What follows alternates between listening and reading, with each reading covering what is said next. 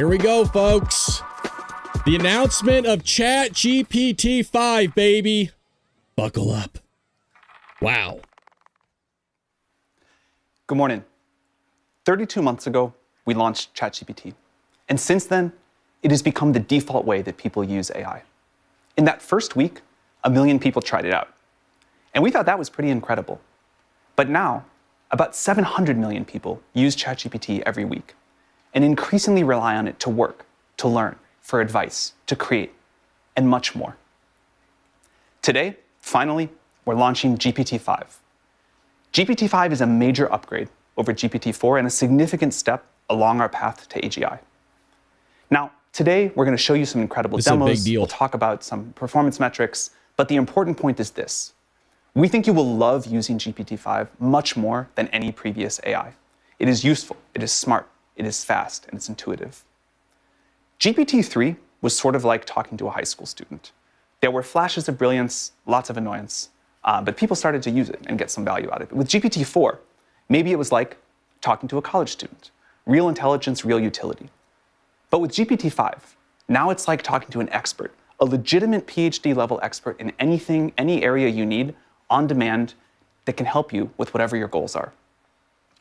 And we are very excited that you'll get to try this. But it's not only asking now. GPT-5 can also do stuff for you. Now, it can write an entire computer program from scratch. Wow. To help you with whatever you'd like. And we think this idea of software on demand is going to be one of the defining characteristics of the GPT-5 era. It can help you plan a party, send invitations, order supplies. It can help you understand your healthcare and make decisions on your journey. It can provide you information to learn about any topic you'd like, and much more.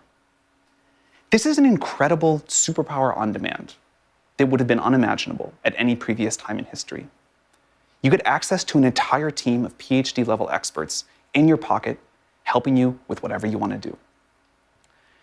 And anyone, pretty soon, will be able to do more than anyone in history could.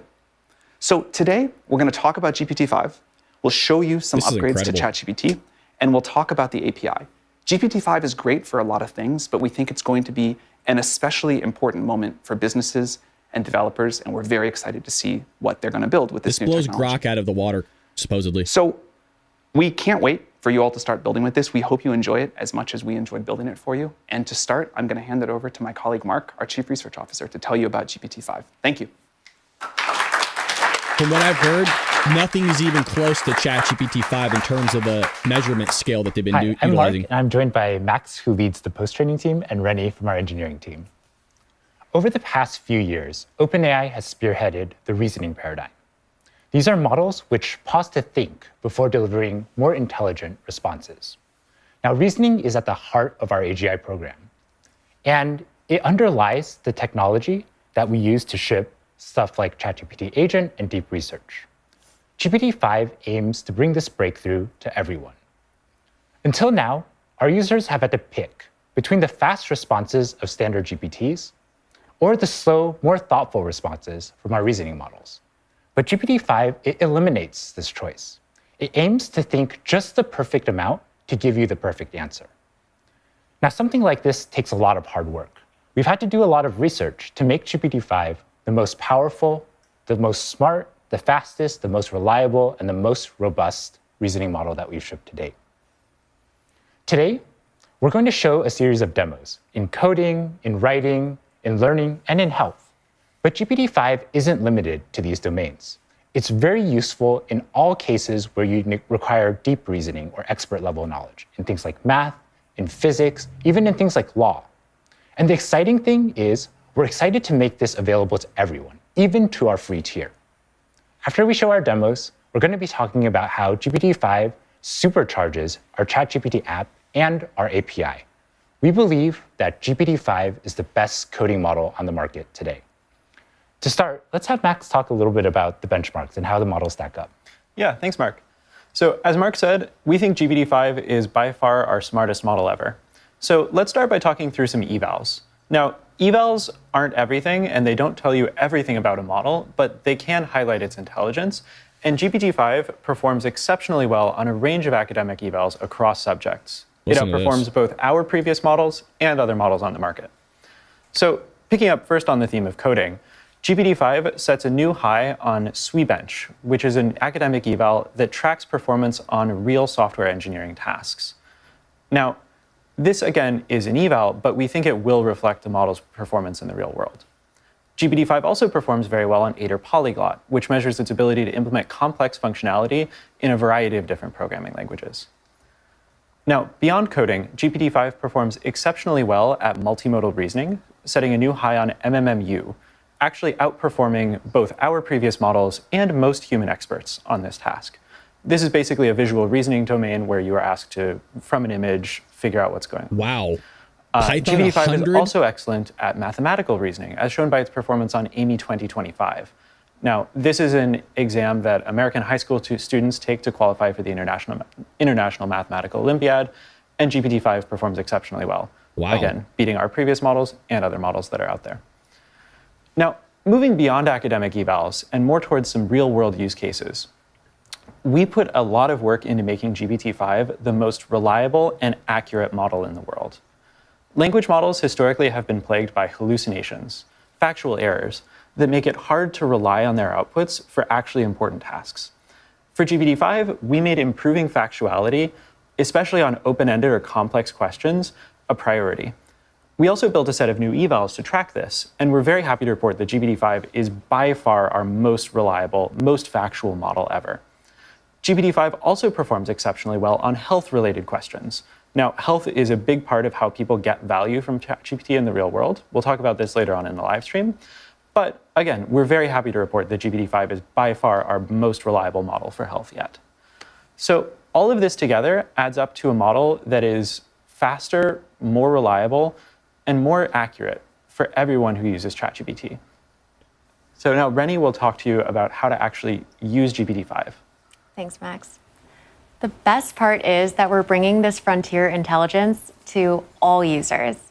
GPT-5 is rolling out today for free plus pro and team users.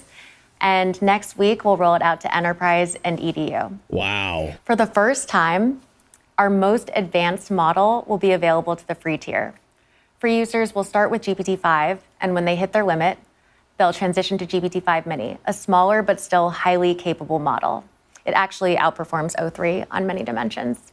Dang, Plus man. users will still have significantly higher usage than free users, and our pro subscribers will get unlimited GPT-5, along with GPT-5 Pro, extended thinking for even more detailed and reliable responses when you just need that extra depth. Team, enterprise, and EDU customers can also use GPT-5 reliably as their default model for everyday work, with generous rate limits that enable entire organizations to use GPT-5. And all the tools you already know, search, file and image upload, data analysis with Python, Canvas, image generation, memory, custom instructions, they'll all just work on GPT-5. This is a big deal, you guys. Thank you so much, Max. Thank you so much, Rennie. We've just seen a lot about how the model stacks up in terms of benchmarks, but there's nothing quite like seeing it live. We're going to see a couple of live demos now presented by Tina, by Elaine, and Jan. Thank you so much.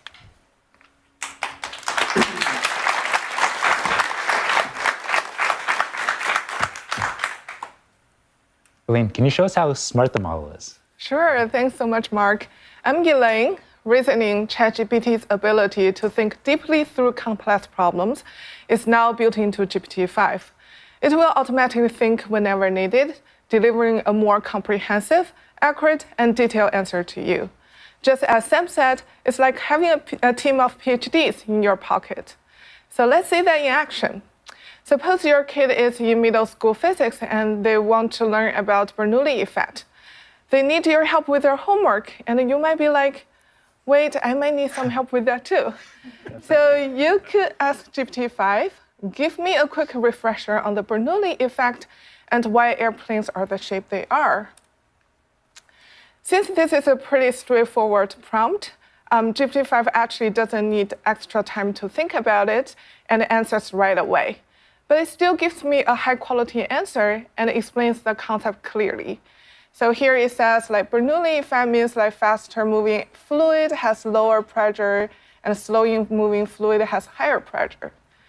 So to make this even more helpful, I'm going to ask GPT-5 to create a moving demo to illustrate this. So I could ask, explain this in detail, and create a moving SVG in the Canvas tool to show me. Is it going to make a video? This is a pretty complex task because now GPT-5 actually needs to build the visual. Therefore, GPT-5 takes a moment to think through the answer so you can come back with something more comprehensive and accurate. Wow. What's really nice is that you don't need to remember to turn on thinking each time. GPT-5 will do it for you automatically whenever the task benefits from deeper reasoning. If you really want to make sure that GPT-5 uses thinking, you can either say something like, think hard about this in the prompt to guide the model, or if you're a paid user, you can choose the GPT-5 thinking model from the model picker. Now you can see that the model is actually writing the front-end code to build the demo I asked for. So Christina, have you ever done some front-end coding before? Yeah, actually the last time I touched any front-end coding was about 3 years ago for the first demo of ChatGPT. Wow, so it's the first ChatGPT. That's where it all begins. Tell us more about it. It wasn't even called ChatGPT then. I think it was called Chat with GPT. That's a really good name. Always good at naming. But I'm not a front-end expert, and I really hadn't touched front-end in quite a while, so it took me quite a bit of time to get the React app up. I see, that's a lot of work. So how long did it take you to build something like that? Honestly, maybe embarrassing to admit, like a week. Well, but your weeks of hard work actually paid off well. See how successful ChatGPT it is today after your first demo. So you know what? I'm also building a demo right now. I've been but waiting for luckily, this I have GPT-5 for like with 2 me years, right now. And this let's release. see how long it will take this time. Maybe you should call it 5 with GPT. Yeah, exactly. So you see that GPT-5 has already written like more than 200 lines of code already. And while the model is thinking, you can also tap here to expand the chain of thought to actually see what's going on under the hood. For example, the GPT-5 was thinking about, oh, the user wants a moving SVG visualization in Canvas. I actually need to create HTML code to do that. It also thinks about like what kind of front-end tool I need to use, for example, React and Tailwind. It also thinks about, oh, I need to ensure the physics are accurate. I need to check what the Bernoulli principle is. So Christina, since you're here from the first day of ChatGPT, can you tell us like what it was like at that time and what motivated ChatGPT? Yeah, I think at the time we weren't really sure about like how people would actually use it and what use cases were important. We were even going back and forth about maybe we should be releasing something that's like more specific to a certain use case. And it's really cool now here that we have we have a much better understanding of how people actually want to work with chat, and we can actually optimize the model for those use cases, like coding. Yeah, exactly. Do you still remember how it felt like when you first talked to ChatGPT, like the first version of the model? Yes, I don't know if people remember when the first version of ChatGPT would always start, as an AI model, I can't do something. And it's so great to see how far we've come from that personality. Yeah, it's much more human-like right now. Okay, so it's already done. So look like ChatGPT just finished like 300 or we're near 400 lines of code in 2 minutes. So let's see if the code can actually run. Okay. Oh, wow. Nice. Wow. Yeah. So with just a simple prompt, GPT-5 created this interactive and Wow. engaging demo that I can actually play with. So I can actually change the airspeed here. That's incredible. To see how the lift and the pressure change accordingly. I can also tweak the angle of attack to see if my plane will actually fly or crash. I hope not. Yeah. So GPT-5 can just bring any hardcore concept to life in moments. Imagine you can use this for anything that you're interested in, whether it's math, physics, chemistry, or biology. This helps a lot with statistics, GPT-5 actually. just makes learning so much more approachable and enjoyable.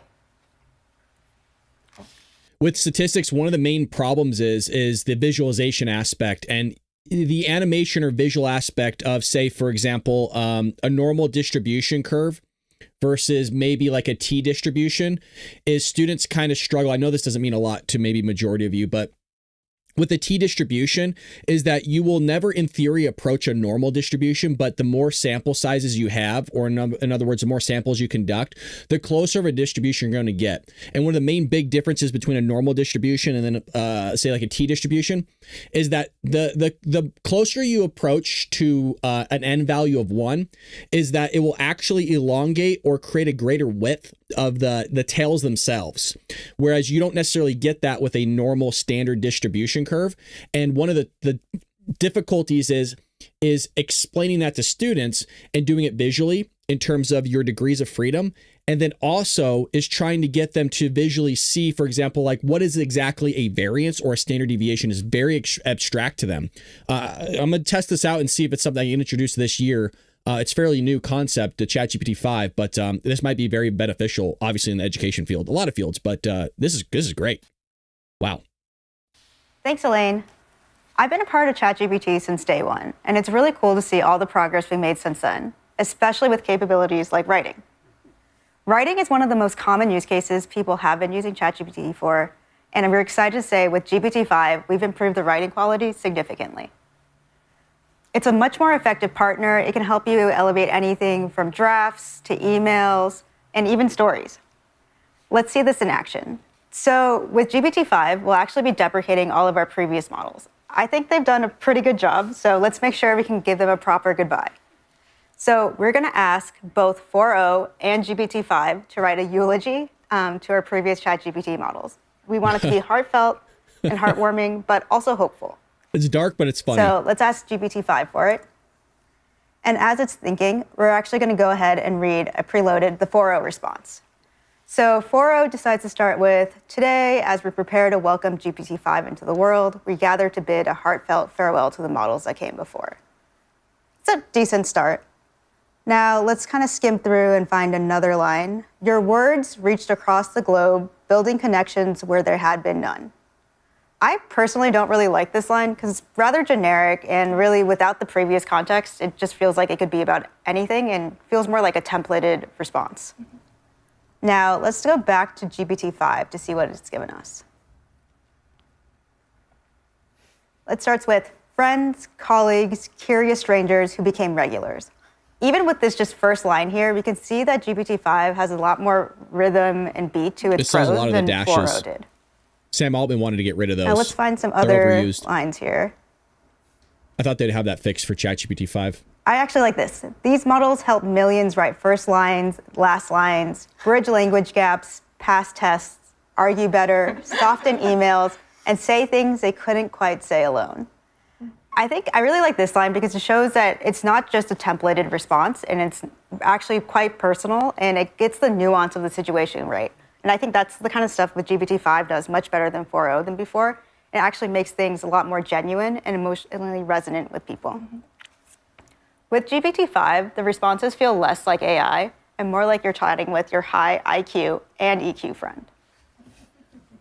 Thanks, Christina. My name is Jan, and I'll be telling you about some of the progress that we made on coding. GPT-5 is clearly our best coding model yet. It will help everyone, even those who do not know how to write code, to bring their ideas to life. It just helped me. Indeed, and it will help me right now. So I will try to show you that. I will actually try to build something that I would find useful, which is building a web app for my partner to learn how to speak French so that she can better communicate with my family. Wow. So here I have a prompt. I will execute it. It asks exactly what I just said. Please build a web app for my partner to learn French. One thing to note is that GPT-5, just like many of our other models, has a lot of diversity in its answers.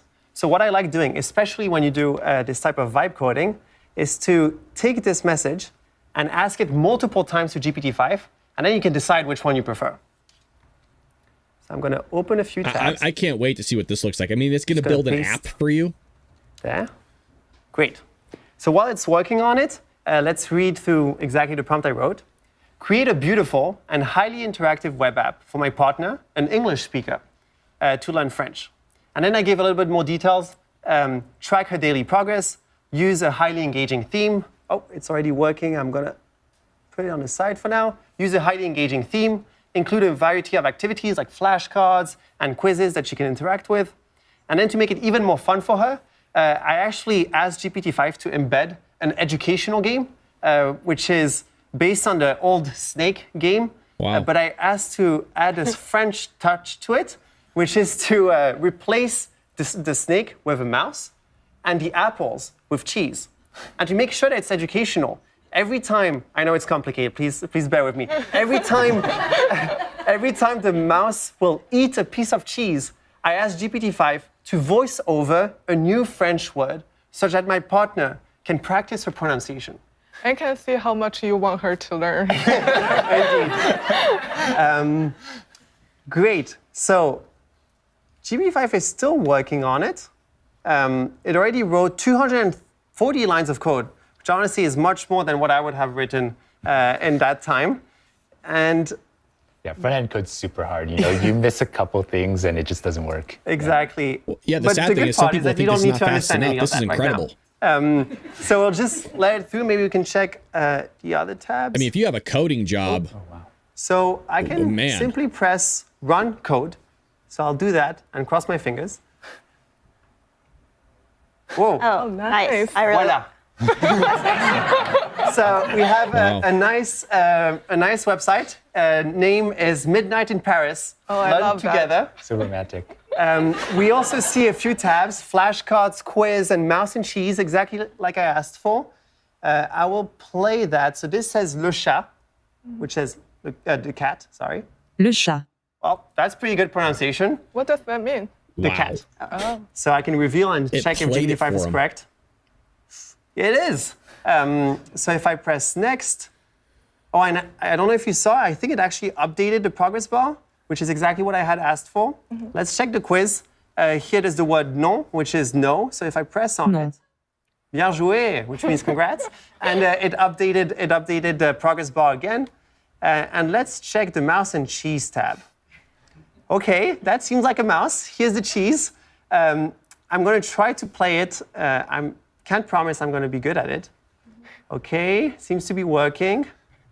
La gare. Whoa! Un café. Indeed, just when I eat the cheese, Le chat. it gives me a new French word. It's actually super Le complicated, Isn't that and I already crazy? lost. Basically made a sorry. video game too. But let's just check a few other tabs just to see what is the type of diversity that GPT-5 can give you. So I can run the code here. Oh, okay, that's not my favorite, but it seems it seems that I can maybe switch. Oh, look at that. Oh, nice. That's better. I like this mouse game better. Yeah, this, I don't know, that doesn't look like a cat, like a mouse, but let's check maybe the third one. You know, sometimes it's not great. The good thing with GPT-5 is that if you have something that you don't like, you can just ask it to change it, and it will do it for you. Let's check this one. Oh, that's nice. That's also something to note is that GPT-5 really likes purple, so you will see a lot of that. It's fine. Purple is my favorite color. Great. You will love GPT-5 then. So, as we just saw, in a few minutes, GPT-5 built a few demos for us and for my partner to learn French. GPT-5 really opens up a whole new world of vibe coding. And as we saw, there will be some small rough edges, but the good thing is that you can ask GPT-5 to fix them. GPT-5 really brings the power of beautiful and effective code to everyone. I can't wait to see what people will build with it, but until then, back to you, Mark. Thank you so much, Tina. Thank you so much, Elaine. Thank you so much, Jan. We've come a long way from the days where only 5 to 10 lines of code were working. And now it's amazing that you can produce these kind of apps on demand. We've made ChatGPT-5 much smarter, much powerful, and much faster. But we've also worked on enhancing some of the existing features. Here to talk about some of these features are Rochen and Christina Kaplan. Rochen comes from our multimodal research team and is going to talk about a feature, namely voice. Thank you, Mark. So we've been steadily improving voice over the past year to make it more useful for everyone. First, it sounds incredibly natural, just like you're talking to a real person. Second, we've added the video so that it sees what you see while chatting with you. Third, it also translates between languages consistently and smoothly across turns. But today, we're doing something very special. We're bringing our best voice experience to everyone. Free users can now chat for hours, while paid subscribers can have nearly unlimited access. And voice is also available in custom GPT. Plus, subscribers now can custom tailor the voice experience exactly to their need. It will follow your instruction closely. Let's try something fun. This is getting crazy, man. Excited. I'm got goosebumps, man. I mean, So I can just seeing where AI is the going. voice model to give me a comprehensive answer, a concise one, or even just a single word. Hey, chat, could you only answer to me in one word, please, from now on? Absolutely. Okay. Describe the plot of the book Pride and Prejudice. Relationships. Okay, that's true. Yeah. Give me a piece of wisdom. Patience. Patience. So that's the word of wisdom from our voice model. And I think our model is trying to say, thank you for your patience waiting for GPT-5. That's funny. That's pretty well done. That's good writing. Now, let's move on to something more practical. Learning is a top use case for our voice model. People love to use it to dive deep into topics, get quizzed before exams, or learn new languages. For me, I've been learning Korean recently, and I found that speaking it and understanding it incredibly challenging. But let's see how voice can help. If you to notice, do that, they keep emphasizing I will about learning. enable this It's not just study supposed and to do learn the mode. tasks for it's you. a new It's mode about feature we learning launched how to in do things. ChatGPT that guides you step by step towards deeper understanding of a subject. Huge now we emphasis can get on into learning. voice. Hey, chat, I'm learning Korean. Could you help me practicing it? Let's say, let's pretend I'm ordering at a cafe. Now, what should I say in Korean? Absolutely. I'd be happy to help you practice. So if you're at a cafe and you want to keep it simple, you could start with something like 안녕하세요. 아메리카노 한 잔 주세요, which means hello, I'd like one Americano, please. And of course, you can adjust it based on what you want to order. Let me know if you want to try out more phrases. So when it comes to Korean, could you speak that part really slowly? Because I'm a beginner and I want to hear every word clearly. 물론이죠. 그럼 정말 천천히 말해볼게요. 안녕하세요. 아메리카노 한 잔 주세요. 이렇게 하나씩 또박또박 말해보면 도움이 될 거예요. Now, let's level things up. Could you speak that part really, really fast? Faster than a Korean would do. Sure, I'll speed it up as much as I can. So it would sound like this. 안녕하세요. 아메리카노 한 잔 주세요. Basically, just zipping right to it. Let me know if you need any more speed adjustments. 감사합니다, chat. So that is voice. 천만에요. 언제든지 도와드릴게요. Thank 또 you. 연습하고. So that is voice. Simpler, smarter, and more powerful than ever. We can't wait for you to experience it. Yeah, it sounds so much more natural than the voice we demoed just a year ago in our 4-hour demo. Yes. Great. So today, we would also like to announce a new feature and a set of features that make ChatGPT more personalized so that it's more like your AI. First, a very simple and fun one. We're now allowing you to customize the colors of your chats with a couple of options exclusive to our paid subscribers. We're also launching a research preview of personalities. You can now change the personality of ChatGPT such that it's more supportive, or it's more professional and concise, or maybe even a little bit sarcastic. Interesting. And this lets you interact with ChatGPT in a way that's consistent with your own communication style. But the way that ChatGPT sounds and the way that it looks is just one part of making ChatGPT yours. One of my favorite features that we've launched over the last year has been memory. And we've made a lot of enhancements in memory in the time since. This allows ChatGPT to learn about you. And here to talk a little bit more about the memory feature is Christina. It's been amazing to see your reaction and response to memory and ChatGPT getting to know you more and more over time. And this is our aspiration, for ChatGPT to understand what's meaningful to you so it can help you achieve your goals in life. ChatGPT has already been so helpful for me. I'm training for a marathon right now, and ChatGPT is helping me pull together a personalized running schedule. But ChatGPT still has many limitations. It doesn't understand my actual schedule. Next week, starting with pro users, followed by Plus, Team, and Enterprise users. This is changing, and we're giving ChatGPT access to Gmail and Google Calendar. Let me show you how I've been using it. That's great. People struggle with So time I'll management. just ask something simple like, help me plan my schedule tomorrow. It's been a pretty busy week for us, so I've been using this every day this week to help get my life together. I've already given ChatGPT access to my Gmail and Google Calendar, so it just works and it's easy here. But if you hadn't, ChatGPT would be asking you to connect right now. Let's see what ChatGPT is doing. Okay, that was pretty quick. Okay, so ChatGPT has pulled in my schedule tomorrow.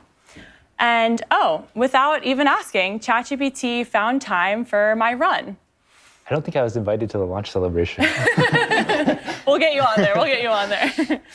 ChatGPT has found an email that I didn't respond to 2 days ago. I will get on that right after this, and even pulled together a packing list for my red-eye tomorrow night based on what it knows I like to have with me. It's been amazing to see that as GPT-5 is getting more capable, ChatGPT is getting more useful and more personal.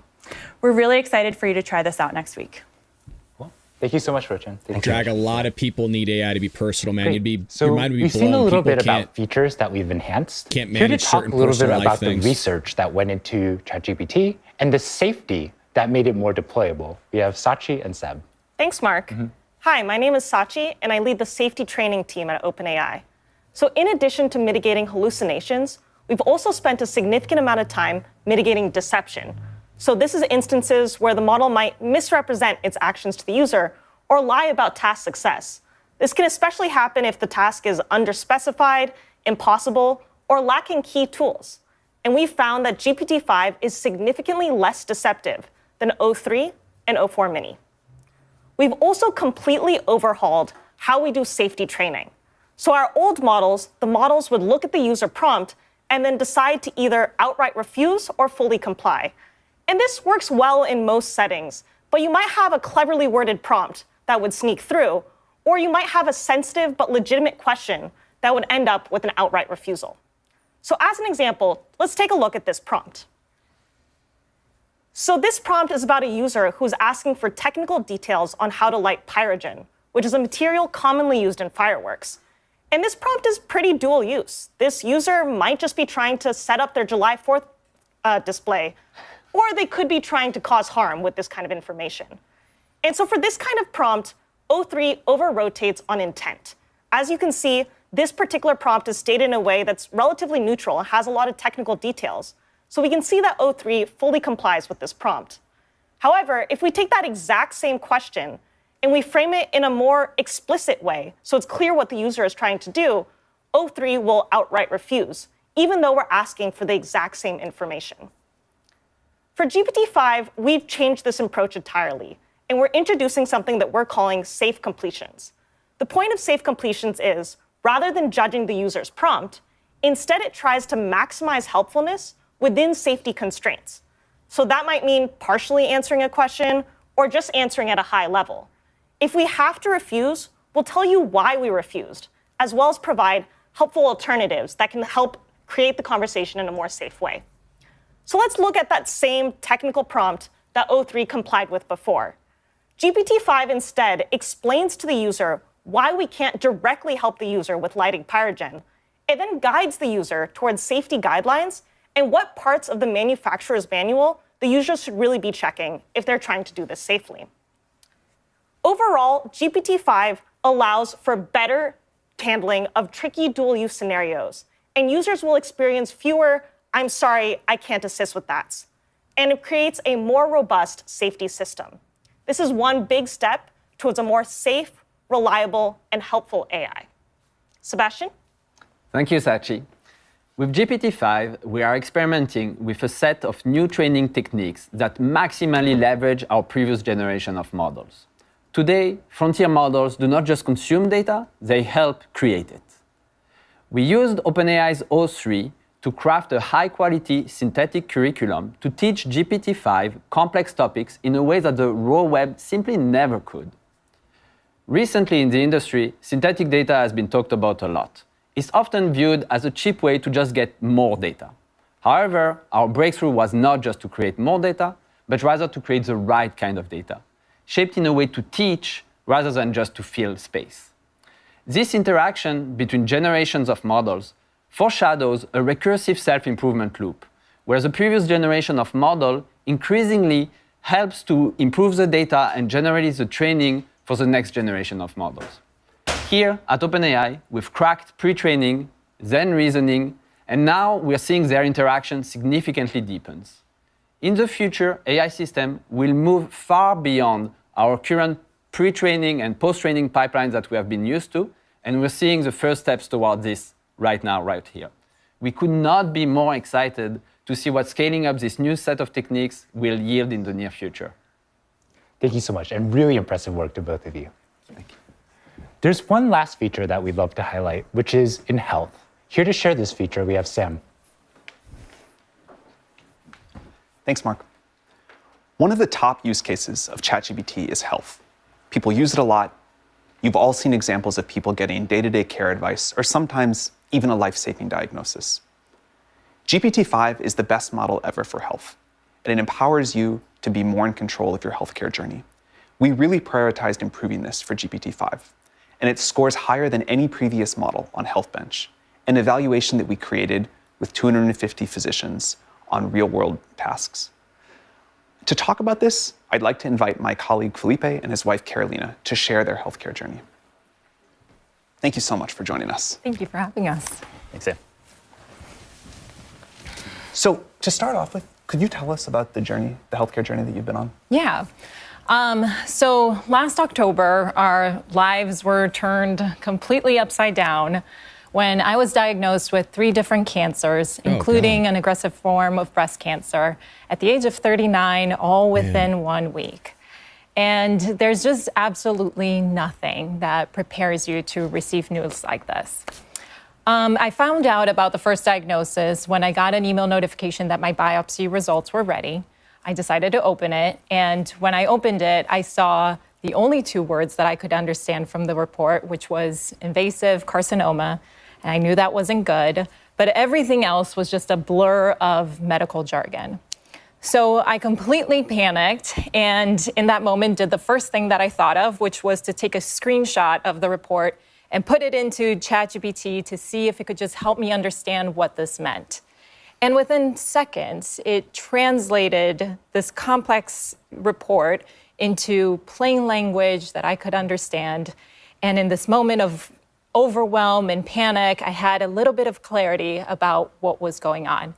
And that moment was really important because by the time I got a hold of my doctor and we got on the phone, which was 3 hours after I had seen the report, I had a baseline understanding of what I was facing, and we were able to jump into a conversation about what to do next.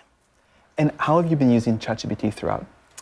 I've used it in so many different aspects of my journey, but one of the ways that I found it most powerful is in helping me make critical decisions and in helping me advocate for myself.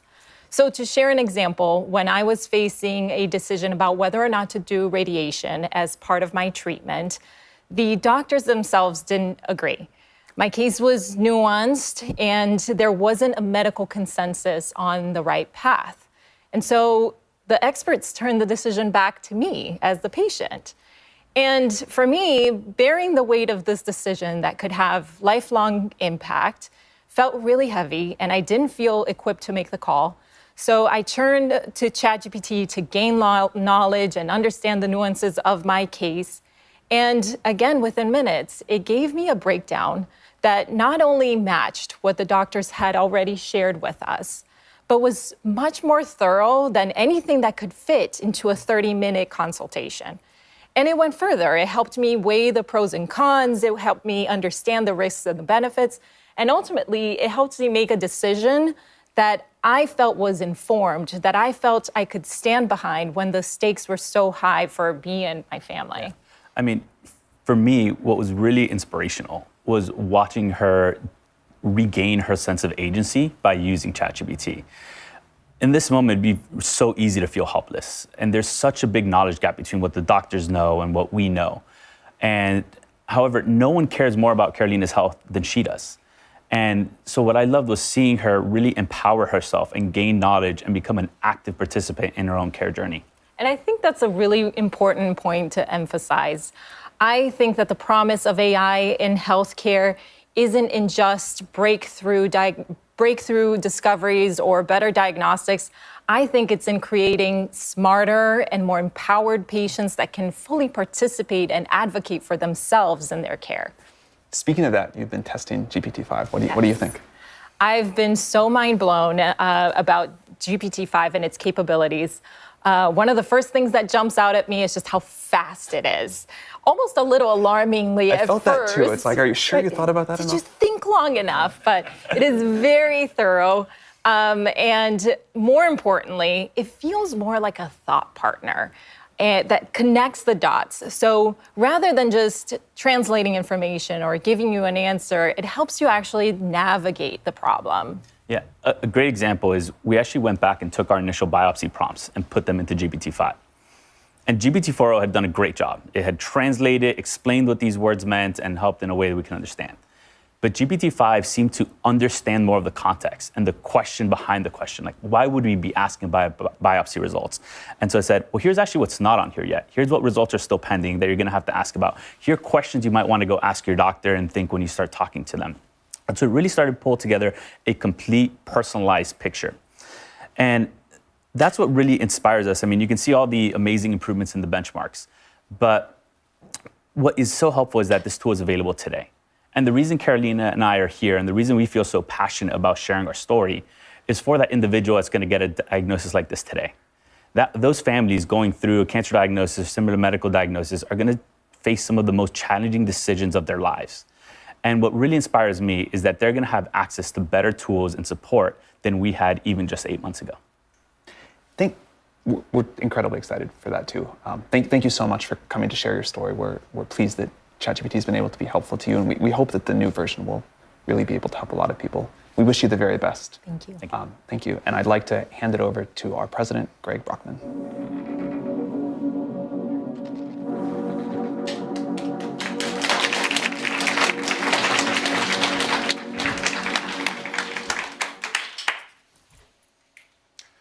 Software engineering is already fundamentally changing, and GPT-5 will turbocharge that revolution. We released our first coding-optimized model back in 2021 and demonstrated in a live stream, much like this one, what we would call vibe coding today for the very first time. You talk to the model and ask it for a little application, like a little game, a little feature in a game, and it would actually do it. I remember seeing the model being capable of doing this, and it was so mind-blowing. You just realize we have to see where this goes. This is the promise of what computers can be, that you can talk to them and they actually do what you want. They can really amplify what you're able to accomplish and what you're able to deliver to not just your own benefit, but really for the world. Now, this year, we've released great coding models like GPT 4.1 and o3, but GPT-5 sets a whole new standard.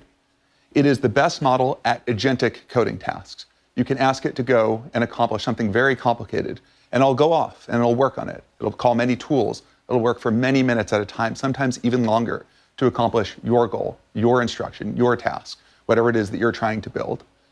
It's incredible at front end. It makes very beautiful visualizations and interactive games, and you've seen some of this in the live stream so far, and you'll see some more upcoming.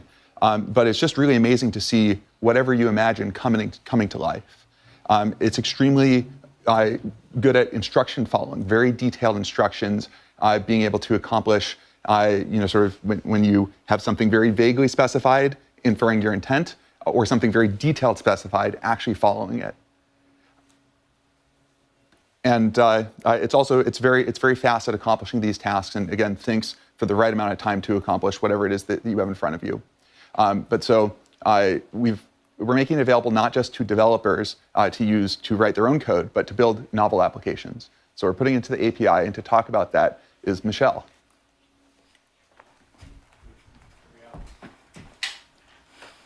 Thanks, Greg. Hi, I'm Michelle, and I lead a research team on post-training focused on improving our models for power users. And that includes use cases like instruction following and coding. Today, I'm so excited to tell you that we're shipping 3 state-of-the-art reasoning models in the API: GPT-5, GPT-5 Mini, and GPT-5 Nano. All 3 slot right in the cost latency curve, so you can pick the right one for your application. We're also, for the first time, releasing a new parameter option for reasoning effort called minimal. And this is so that you can use these reasoning models, but with minimal reasoning, so that they can slot into the very fastest and most latency-sensitive applications. So now you don't actually have to choose between a bunch of models, and you can use GPT-5 for all of your use cases and just dial in the reasoning effort. We also have a few new features coming to the API. The first is called custom tools. In the past, all of our function calling had the model wrap its outputs in JSON, and this works super well when the model needs to output a few parameters. But sometimes, developers are pushing our models to their limits, and they have extremely long arguments for tool calls. And it can be more challenging for the models to escape, valid control characters out of 100 lines of code in JSON. And that's why custom tools are just free-form, plain text. And what's super cool is that we're releasing an extension to structured outputs where you can supply a regular expression or even a context-free grammar and constrain the model's outputs to that. And this will be super useful if you want to supply like a custom DSL, if you have your own SQL fork, and specify that the model always follow that format. We're also shipping tool call preambles. And this is the model's ability to output explanation of what it's about to do before it calls tools. This is not super new, but O3 didn't have this capability. And in GPT-5, it's supercharged with extreme steerability. The model is able to follow instructions about these preambles very effectively. You can ask the model to give a preamble before every tool call, or only when something notable is going to happen, or not at all. Next, we're shipping a verbosity parameter. We've actually wanted this in the API for a long time, and now you can set verbosity to low, medium, and high to control how terse or expansive the model is with its outputs. GPT-5 is a state-of-the-art coding model. On Sweetbench, a measure of Python coding ability, GPT-5 sets a new high of 74.9% versus the 69.1% from O3. On Aider Polyglot, which is a benchmark that covers all sorts of programming languages and not just Python, GPT-5 scores 88%, a stark improvement over O3. You've also seen that it's incredible at front-end web development. And so we've asked human trainers to look at outputs from GPT-5 and O3 and pick which they prefer. And they prefer GPT-5 70% of the time for its improved aesthetic abilities, but also better capabilities overall. But GPT-5 is not just for coding. It's incredible at agentic tool calling. It's the leading state-of-the-art model for tool calling, and we see this on the new Tau Squared benchmark. This benchmark, released just 2 months ago, is a test of the model's ability to call tools and work in concert with the user to solve a challenging problem. This case in the telecom industry, so trying to solve the problem for a user not having their service working. Just 2 months ago, no model in the field scored more than 49%, and today, GPT-5 scores 97%. GPT-5 is also state-of-the-art on general-purpose instruction following. That's crazy. It scores 99% on Collie, which signals a great departure for this benchmark for us. It also scores 70% on Scale's multi-challenge benchmark, up 10 points from O3. And this is a measure of multi-turn instruction following. Finally, the instruction following eval I actually prefer the most is one we've built in-house. It's based on real API use cases, and for that reason, it's a really good measure of how GPT-5 will perform in your application. On the hard subset of this, GPT-5 scores 64%, up from 47% from O3, a pretty meaningful improvement. So we think it will perform quite well in your applications. We're also bringing GPT-5 to a longer context window in the API. It's now got 400K of total context, up from 200K from O3. But it's not enough to just release a longer context window. We wanted to make it more effective and usable. And GPT-5 is state-of-the-art on the 128K to 256K of OpenAI MRCR, which is a benchmark we open sourced 2 months ago on long context retrieval capability.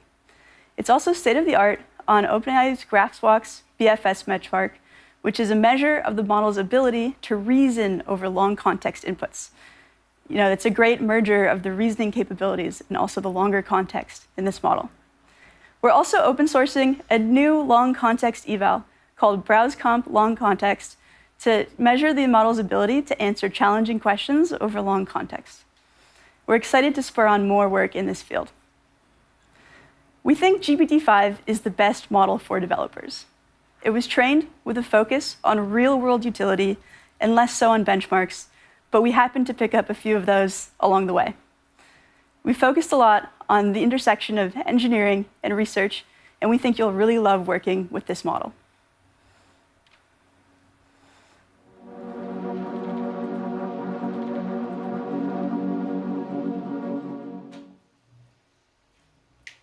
Thank you, Michelle. As Michelle was saying, the benchmarks, they're exciting numbers, but we're starting to saturate them. Like when you're moving between 98 and 99% in some benchmark, it means you need something else to really capture how great the model is.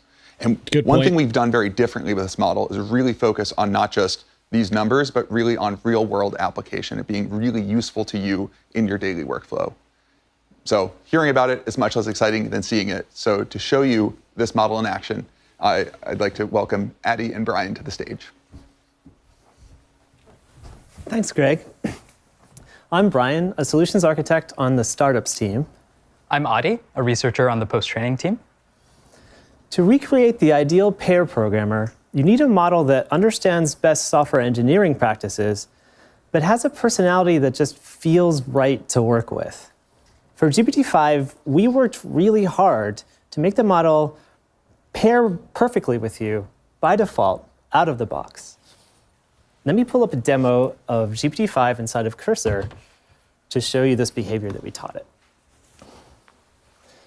So last month, I was on a different live stream, and towards the end, I ran into a bug that I covered up.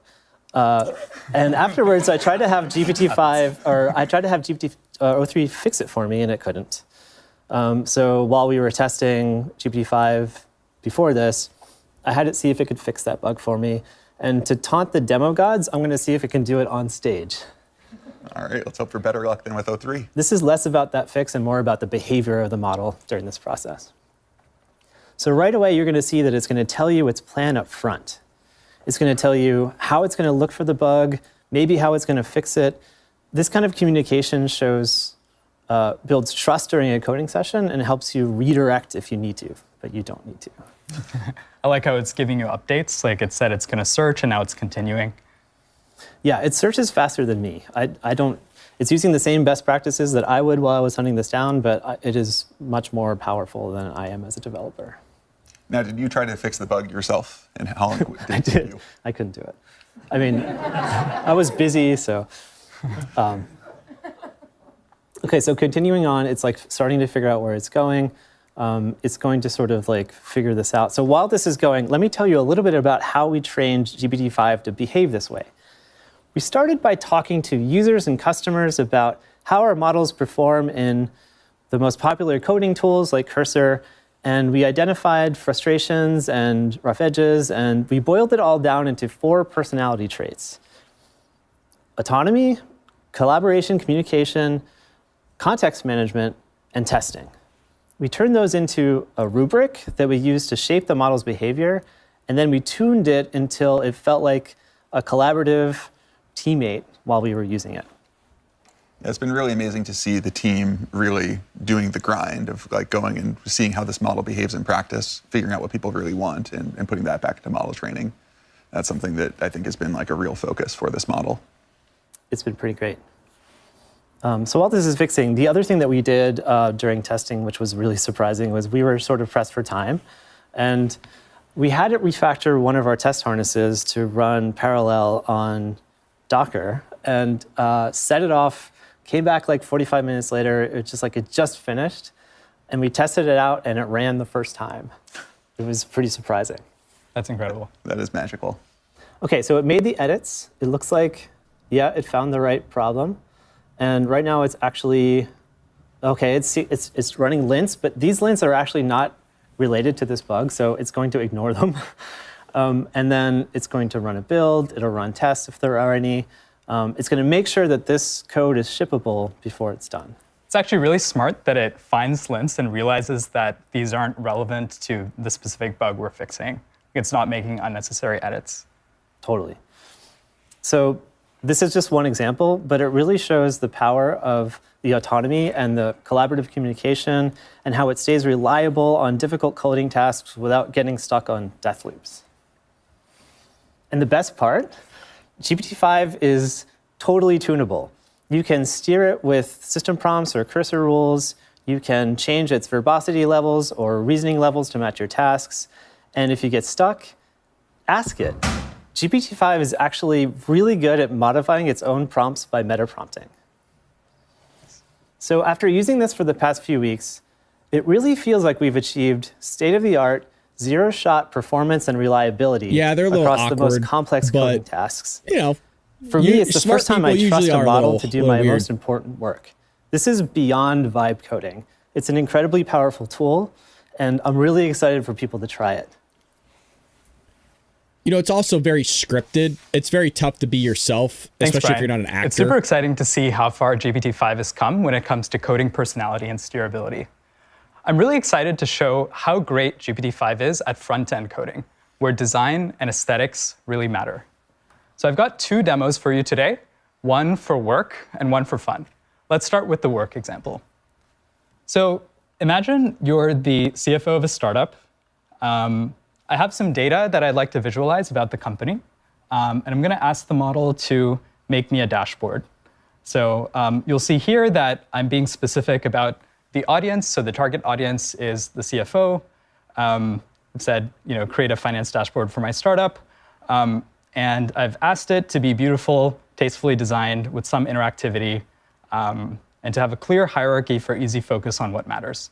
I've also specified what frameworks it should use. And you can see that it's actually started, it's following my instructions and using create next app to make a Next.js project. So totally from scratch. Yeah, exactly. Now, how long do you think this kind of task would take you to take? Easily at least a couple of days. I'm not a front-end expert. Just to understand the latest frameworks and piece everything together would, easily take me a few days.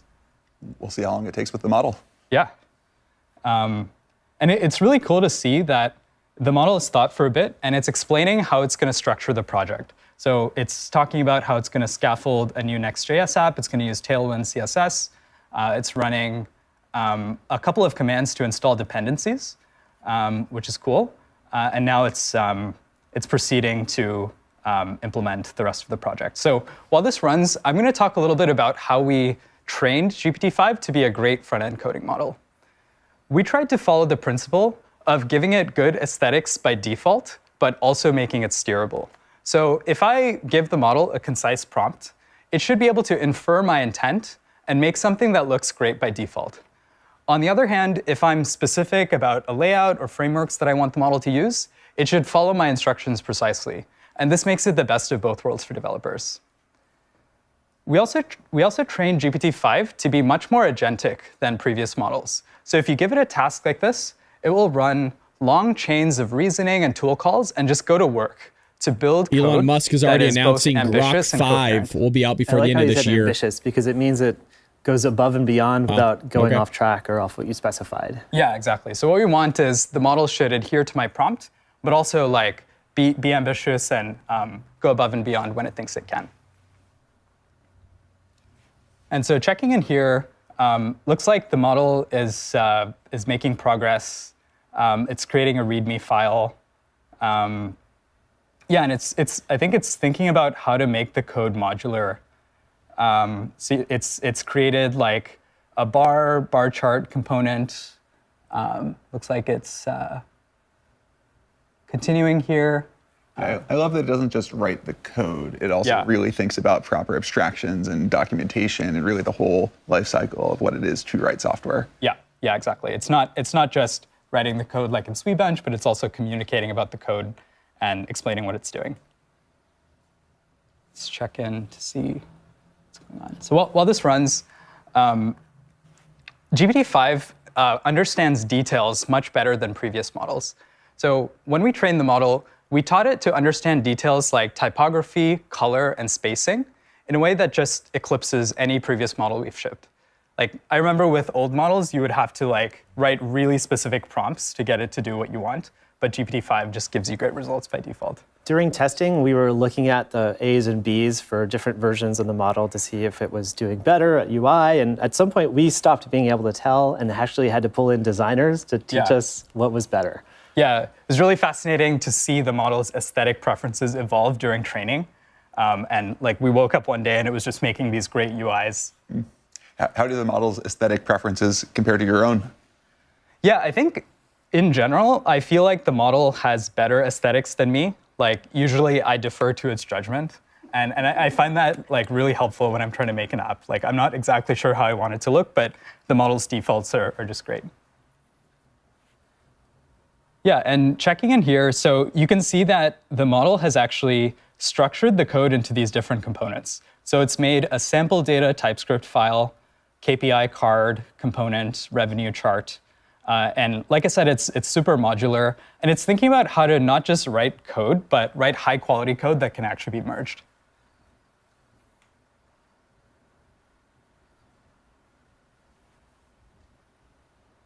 Feels like it's close. Yeah, I think it's pretty close. It's you did say ambitious. Yeah. Yeah, okay, cool. So this is awesome. So you can see here that it's actually building the project and streaming errors back to itself. And this is, for me, this was just a profound moment to see that the model could write code, but also run builds, stream the errors back, and iterate on the code. So it's able to improve its own code in this sort of self-improvement loop, which is fascinating. And it's definitely a good taste of what the future holds as well, right? Yeah. When you really think about where these models can go and how much they can accelerate developers and kind of all aspects of what we all collectively do. Yeah, exactly. Nice. It actually just fixed a bug that it found in that previous build. Okay, cool. It's nice. Done. Yeah, looks like it's done. Thanks, C-Dog. I appreciate it, man. Thank you. Thanks for always supporting the show, dude. Follow the instructions my that stuff and I don't really know front end, so let me see dude. how I should run it. So it's saying cd to the directory and then run npm run dev. So let me do that. And it looks like it's being served on port 3001, so let me just open that port. Wow, it's alive. Nice. Yeah, so you can see here, let's check it out. So the model has made me a dashboard. It's telling me like my ARR, cash. Looks like this company is doing pretty well. You can see that revenue is growing. And the model's added like some interactivity here. So if I hover over a graph, it actually tells me the exact value for a particular day. It would take me like 5 hours to do that in D3. Yeah, imagine like manually doing this in D3. It's just like... Now, just because it's so easy to take this for granted, could you remind the audience what the actual prompt was? Like how much creativity and sort of understanding your intent was required to accomplish this? Yeah, it's crazy that this prompt is so concise and it's able to just give me something that looks beautiful in just 5 minutes. That's amazing. He didn't answer the question. It's also like how long would it take you to normally do it? Another graph here showing our customers. It's also implemented a date picker, so I can sort of filter by different dates and visualize data accordingly. It's pretty incredible. Yeah, it's even sort of segmented it by customer segment, which is cool. So this is just one example that highlights the power of GPT-5. There will no longer be excuse for ugly internal applications. Exactly. Let's go to the fun demo. Yeah. So I mean, this was pretty fun, but even more. Even more, yeah. So I have a younger cousin, and I want to make a game for her. So I want to make a 3D game that incorporates a castle. So you can see my prompt. I'll just kick this off. Sorry. It's always the non-AI part. Yeah, exactly. Yeah, okay. So you can see my prompt. Create a beautiful castle. I've included some details like we want people patrolling the walls, some movement, horses, and I want a mini game where I can pop balloons by clicking on them. And this should make a sound effect. So let me run this in Cursor. I'll just paste it in. And I'm going to show an example that I've already generated just to save some time. So here is the beautiful castle that the model made. So it's just wild how, from a concise prompt, the model has this great sense of aesthetics where it's made this like floating rock, made a 3D castle. And if you zoom in, you can see like tons of detail. like these guards that are walking firing. around, cannons firing. Do you want to fire the cannons if you click this button? Of course. Who wouldn't want to? There you go. Yeah, there we go. So It's pretty cool. You can fire the cannons. You can even chat with the characters. So we'll say hi to Captain Rowan. They have names. They have names. Say hello to the merchant. Merchant's selling some stuff. What's your favorite song? A Ballad of Banners and Dawns. Nice. Give me some wisdom. Curiosity is volatile. Yeah, that makes sense. Minigame. Yeah. Do you guys want to try the minigame? Absolutely. Let's play the minigame. So if you hit this button, you want to try, Greg? All right. So you can fire at these balloons. Oh, wow. All right. Yeah. Oh, no, I'm not good at it. Hold on. Maybe I can ask GPT-5 for some help with it. They have a little Oh, you hit one. Yeah. Nice. I got one. Oh, there we go. We got a sound There's effect. a sound effect. These are historically accurate balloons. Yes. Did I get a second one yet? Man, this game is harder than it looks. Hold on, we got a balloon coming. There we go. All right. Nice. I think I should quit while I'm ahead. Cool. So working with GPT-5 has been really fun and profound for me because for me, this is the first model I've worked with that actually has a sense of creativity. And we're really excited to see how GPT-5 unlocks your creativity. All right, thank you both. This is absolutely amazing. Now, we believe that GPT-5 is the best coding model in the world, but don't just hear it from us. To talk more about this model and how to make it really useful for developers, I'd like to welcome Michael Truell, who is the co-founder and CEO of Cursor. Thank you. Good to be here. Great to have you. Yes. So, what was your very first experience with GPT-5? So when we got access to GPT-5, we just set about using it on our actual work. And so to start with, as a test, we asked it to tell us something non-obvious about our code base. And within a couple of minutes, it buried into the code base. It identified a particular system that we use for remote code execution. And it identified a non-obvious architecture decision we had made. And then it also understood why we made that architecture decision. And it was to harden our security. And those were architecture decisions and trade-offs that took humans weeks to think through. So it was kind of amazing to see its code base understanding abilities from the get-go. That's really great. Not just the code writing, but actually the code reading and understanding. Yes, yes. Yeah, turns out there's so much more to software than just the emitting of the code. Yes, yes. No, the understanding is an important prerequisite. And what has most stood out to you about GPT-5? It's incredibly smart. It's a very smart model. And even though it is smart, it does not compromise on its ease of use for real pair programming. That means it's incredibly fast. That also means that it's quite interactive. And so it's good about talking about what it's about to do, breaking problems down into subproblems that a human can then see, and leaving a reasoning trace that you can then intervene on and react to. It's also great not just at you give it one initial query and then it goes and does that, but working with you over a long session. Where you're asking it to backtrack on something that it's gone down, or asking it to make additional changes to the code base. Should we show it in action? Let's do it. Yes. So I think we are going to go and we're going to try and solve a bug. And so this is the OpenAI Python SDK. There are a bunch of issues in the OpenAI Python SDK. There are also a lot of closed issues. Okay, good. And it seems like there's a problem with uploading PDFs through the SDK. This has been open for 3 weeks, so open it's for 3 weeks. Not a trivial problem. Yeah. And so let's see if we can go tackle this issue. So we're going to take the issue, we're going to paste it into the editor, paste it into Cursor, and GPT-5 is going to set off and try and solve the problem. And this is actually an example of the robustness of the model in the API, where to solve this problem in Cursor, it's working with a set of custom models that it hasn't seen before, a set of custom tools that it hasn't seen before, to do things like pull down text from the web, to search throughout the code base. And it's incredibly robust and adept at using those tools. And they boost eval results. Yeah, I love seeing just the full explanation of all the things that it's running and doing. And I guess, how does this seem to compare to how you would solve this problem? Well, it's very fast. You can see it's made a high-level plan, searched throughout the code base. It started to read some files and continued searching. And now it's kind of thinking through what it'd like to do next. And now it's started to actually solve the issue. and started to think through some code changes. Now, any advice for people on how to get the most out of GPT-5 in Cursor? I would suggest using it for your real work. GPT-5 is a step forward towards a real pair programmer.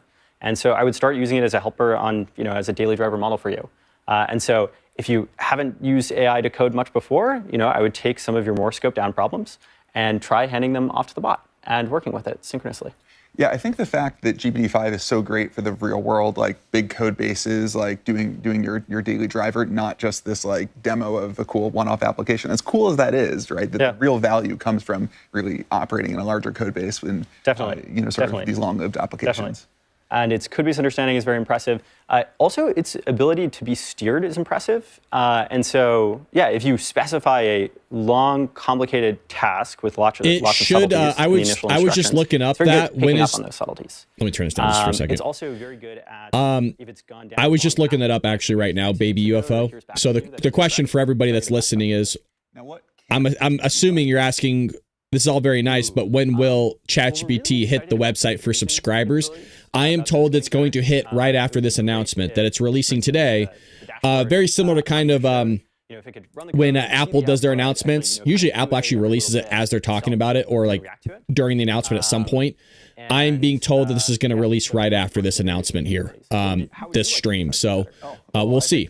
But it should be happening today, which I will be looking at immediately when it releases. I'm actually currently logged into ChatGPT right now. It's not live yet, but should be rolling out right after this. So, I mean, you're seeing AI competition happening. They're going through Python. Most people don't use Python. It's scoring 100% on Python, by the way. So, yeah, no problem. Thanks for writing in. By the way, love the name. I'm a big person in UFO. Check out my other channel called Spooky Adventures. I might as well, let me link you that in the chat if I can, if that's okay. I have another channel called Spooky Adventures where I go over the paranormal, the unexplained, and the supernatural. If you haven't checked it already, so there's the link for you. This is incredible. I mean, and so what you have is Grok 5 coming out before the end of this year. I mean, Grok 4 just came out like a month ago or less. And it's supposed to blow ChatGPT-5 out of the water is what Elon's currently saying on X right now. So this is, you're seeing an AI race, and this is exactly what we want to see within the market of competition. This is what happens. People try to outcompete one another. I love this. I love the age that we're in. I get goosebumps. I'm excited for this. For the next few days so people get a sense of the model. And it is the smartest coding model we've ever tried. Awesome. Thank you so much, Michael. Absolutely. Thanks. I mean, that's what the graphs are saying, so it's incredible. But it's great for the enterprise. We think of it like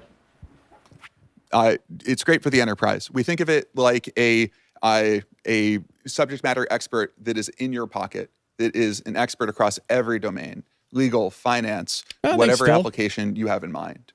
To talk about how GPT-5 can be applied to the enterprise, I'd like to welcome Olivier to the stage. Thank you. Yeah, we're trying to grow that second channel, Spooky Adventures. Hi, everyone. I'm Olivier. I lead the platform at OpenAI. At this point, I think you got the message. We care a ton about developers and coding. But that's not all.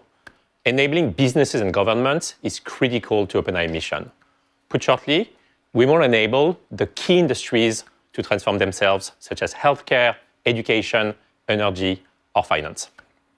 Since we launched ChatGPT and the API, 5 million businesses have been using our technology.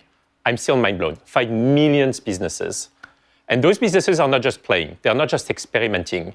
They're pushing in production. I think teachers should get this for free, by the way. I think teachers should get the best. And I believe GPT-5 is going to be a step function with that regard. As Sam mentioned earlier, the possibility to have a subject matter expert in your pocket is going to enable every employee to do more. It's just such a time saver for us. But let me give you a few examples. First, I want to talk about life sciences. Amgen is a company in the US that designs new drugs, new medicines to write one assessment. To fight some of the toughest human diseases. 15 Amgen minutes. was one of the first testers of GPT-5, and they used it in the context of drug design. And what Amgen scientists found is that GPT-5 is particularly good at deep reasoning with complex data. Think analyzing scientific literature or clinical data. Next, I want to talk about finance. BBVA is a multinational bank which is headquartered in Madrid, in Spain. BBVA has been using GPT-5 for financial analysis. And the takeaway was pretty clear. GPT-5 beats every single other model out there in terms of accuracy and speed. What used to take 3 weeks for a financial analyst to do, GPT-5 can do it in a couple of hours. Next, I want to talk about healthcare. Oscar is an insurance company based in New York. And they've been using GPT-5, and what they found is that GPT-5 is the single best model for clinical reasoning. Think mapping complex medical policy to patient conditions. It's not all about businesses, it's also about governments. We are super excited by the announcement that we made yesterday that the 2 million US federal employees will be able to use GPT-5 in ChatGPT. And I cannot wait to see how that enables to deliver better, faster services to the American people. And frankly, that's all very cool, but I think that's the tip of the iceberg. If history is a teacher, and we've seen it with GPT-4, we are going to see many, many use cases emerge over the coming weeks and months that all of us could not even imagine.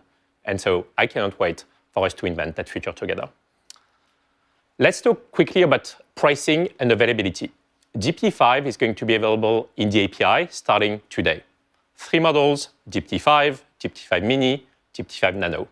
GPT-5 is going to be priced at $1.25 and $10 per million input token and output token.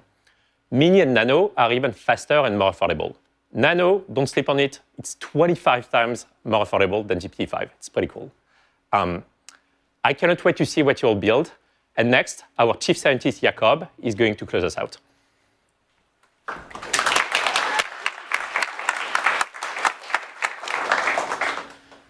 Thanks, Olivier. At OpenAI, at the core, we are about understanding this miraculous technology called deep learning and what its consequences are. Our research aims to understand what deep learning is capable of and how to steer it to make it safe and useful for all of us. This is a work of passion, and it's a mission. Poor guy's shaking. I want to recognize and just deeply thank the team at OpenAI. It is a great privilege.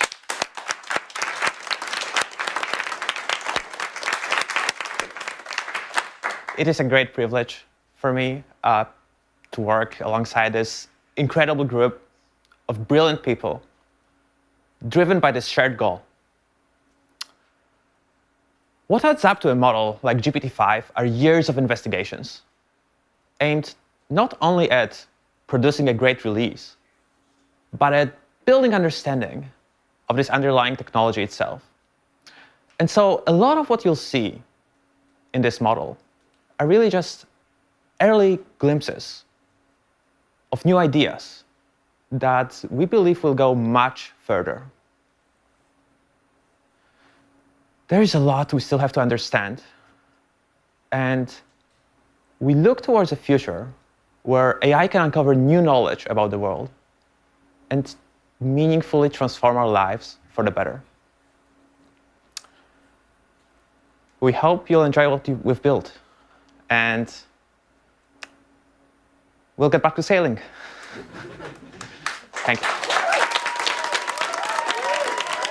That guy was nervous, but good for him, man. Good for him. That's not easy. So there you have it. I'll say I'm excited. Was not necessarily the dude needed AI to write Zaid. That's funny. Not a bad announcement. I'll be honest, I was expecting a little bit more. I've heard a lot of news about ChatGPT-5, that it's supposed to be revolutionary, that it's supposed to be, the scope of it's supposed to be out there. Maybe they just weren't prepared to talk about everything. But look, we have it out now.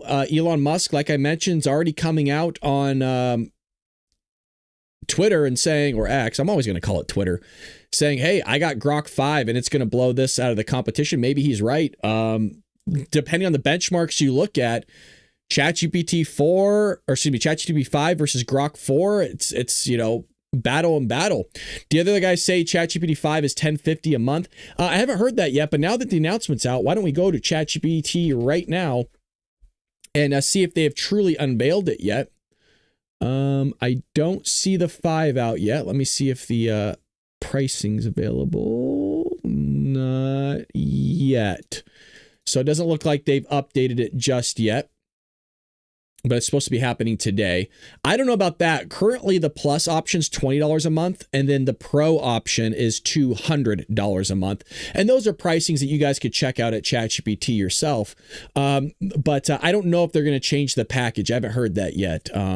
Who posted that? Johnny, I haven't heard that yet.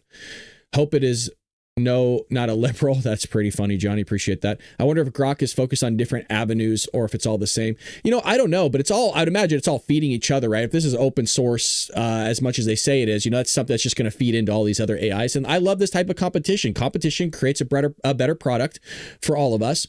And the part I loved about this was they kept talking about, let me make myself bigger. They kept talking about this is learning. If you notice that teaching, learning, they kept emphasizing these things because what mostly is happening, mind you, I'm an educator. So there's a thing called the AI loop. I don't know if you guys have heard of this. It's very simple, where it's, okay, the teachers are utilizing artificial intelligence to create work, right? And this work is going to be completed by students, but students are utilizing AI to do the work.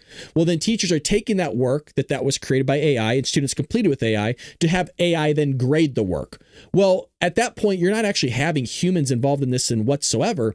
And so it's just AI doing everything. And you get the AI loop. So it's AI fighting with AI.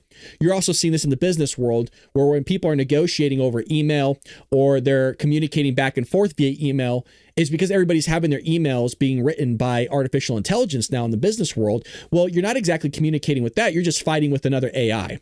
So this is kind of a new, I guess, a problem, a situation. I don't know what you call it. I don't call it a crisis, but maybe a problem that hasn't necessarily been solved yet. And so the purpose of this, where people are saying, well, teachers or professors in college shouldn't be utilizing AI. I absolutely disagree. Is that if you're in the position of teaching the content, right? You're an educator, meaning I'm not saying you've mastered the subject, but you're definitely in the realm of, a professional in that field. Like, for example, I teach statistics, I teach finance, and then I also teach regular statistics. I teach AP and regular. Am I a savant? By no means, but I know it pretty well. And so it's not an aspect of me learning. It's what can I do to save myself time and create a product and a service for students that's going to create the best learning option for them. And what's great about this is, rather than me thinking up all the differentiated instruction I can do, I can have this do it for me. Mind you guys, we're teaching all day. It's not like I'm sitting there creating curriculum while the students are doing something. I'm walking around helping them constantly. You're never sitting down, really. And so it's all about saving time. And for educators, this is huge, because it's either us going into work early or us staying late, or most often we go home and work some more. That whole idea that, oh, well, you're done at 2:30 or 3 o'clock, so that means you're off the clock, you're not working anymore. You've never talked to a teacher in your life then. You've never actually experienced a teacher, really. I'm sure there are some that do that. Most of us go in an hour and a half early, or we leave an hour and a half later, also working at home. So this is what's going to save us time. For me, you guys, one of my biggest gripes is creating assessments. I like to have control over it, because I know my students well enough to where I can cater an assessment to score on average anywhere from an 80 to an 85. On average, that's what students would score, because I know I've been teaching long enough. They always struggle with this aspect, or this is always abstract. No matter how well I try to teach certain subjects within statistics, they will always screw up on this. For example, probability is one. Students struggle with probability in college. They struggle with it in high school. It doesn't matter where you teach it. It's a tough concept to understand. So they always score low on those types of assessments. So it's difficult for me to have to write all these things. It takes hours to write one assessment, and you need multiple versions. Well, if you're teaching 3 different subjects, you guys, for one assessment, just one, that doesn't include your quizzes, that doesn't include everything else. You're talking 6 to 8 hours easy just to write one assessment. Folks, you don't have 8 hours during the school day to write an assessment. You're teaching all day. So you have to find that room somewhere else. That doesn't include you creating homework assignments. That doesn't include you grading homework assignments. That doesn't include you writing your assessments. That doesn't include you writing your lesson plans. That doesn't include you talking to parents. That doesn't include you writing emails. That doesn't include any of those things. And by the way, for you guys to do that, you get all day to do those things for the most part. But we don't. So we need to utilize AI is what my point is, to help cut corners for us so that we could spend more time with students, so that we could spend more time talking to parents and helping students and servicing them in the best way possible. This whole idea is just, I'm sorry, it's bogus to say, well, teachers shouldn't be utilizing it. It's silly. I think teachers should be able to utilize it. And by the way, I just messaged Sam Altman and Elon Musk on X, not that they'll respond, saying, hey, you know what? This stuff should be free for educators. Why? The fact that we're paying for this, look, we already don't get paid enough as it is. Everybody agrees with that. Give it to them for free. Allow us to spend some time with our loved ones a little bit. You know what I mean? Hopefully I didn't freeze.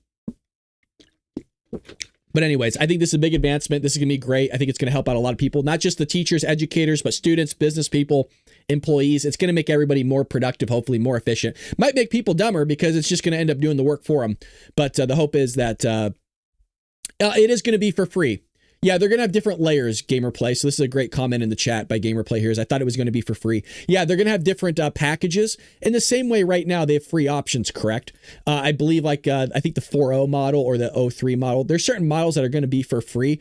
And by the way, I mean, look, the updates regardless are going to be great models for you. So there's definitely going to be some free packages within there. And, let me actually go and refresh ChatGPT and see if they have it out yet. I have not seen or heard them releasing it. Let me just double check for all of you. Let me go to, actually, it's better if I just go to their Twitter page. It's always helpful. ChatGPT. Let's see here. Thank you, CDoc, for reposting to Elon Musk. I appreciate that. Thank you, everybody. All right, so where's ChatGPT? ChatGPT. Usually it's this one. August 5th. Both of them. I'm not seeing them having a release date. I had to look it up to see what time it was going to be. Those are their OSS models. Yeah, I don't see it yet, folks. Unless you see something in the chat or you guys are hearing release dates somewhere else, let me know. I would love to update everybody that's on X. We got a bunch of people watching over there. We got a bunch of people on YouTube, Twitter, all over the place. Just trying to get an idea of what this is going to be. But yeah, there's going to be a free model just like there is now. And I'm looking forward to this. Like I said, I mean, it's only going to get better. The scary thing is we're moving into that realm where it's, one thing, if you were ever curious on doing a little bit of side reading, is UBI, Universal Basic Income. Look, we're a conservative channel, Republican channel, but there's Andrew Yang, who I believe is a Democrat or maybe just switched to an independent, or always been an independent. He's talked a lot about UBI, and it's something that I'm actually falling short on in terms of knowledge. So I got to pick up a book on it. But I see us moving there, man. With AI and the Tesla robots that they're doing right now. If you haven't seen the Tesla robots, let's pull it up here really quick.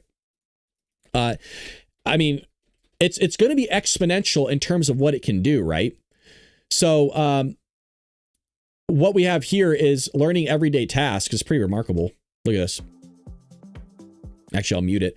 But remember, this thing is, if it's able to, you only need one robot to learn how to sweep, right? Once this robot learns how to pick up the trash, let me make myself smaller. All the robots know how to pick up the trash.